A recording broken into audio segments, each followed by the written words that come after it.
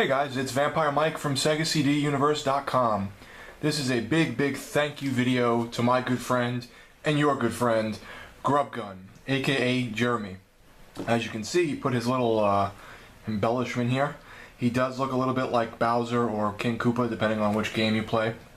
Jeremy, not this. This, of course, is Bowser or King Koopa. Anyhow, out of the kindness of his heart, he decided to send me a game from my childhood.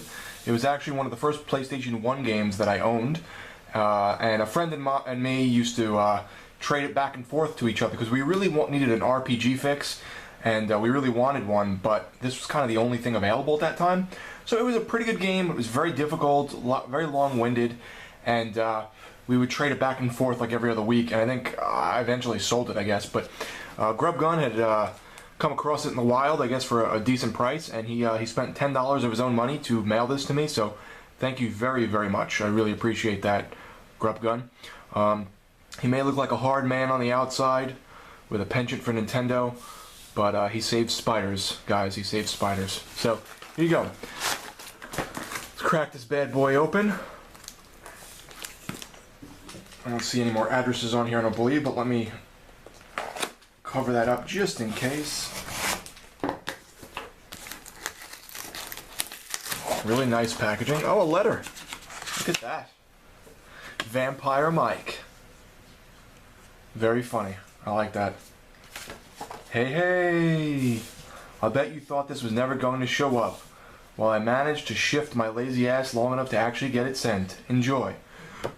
GrubGun. Every time I say his name, I think of Love Gun from Kiss, which I guess is kind of appropriate.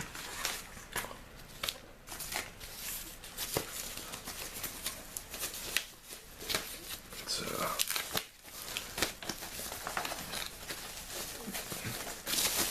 that game that I used to swap back and forth with my friend Nikki as a kid in, what grade was I in? 7th or 8th, I would say?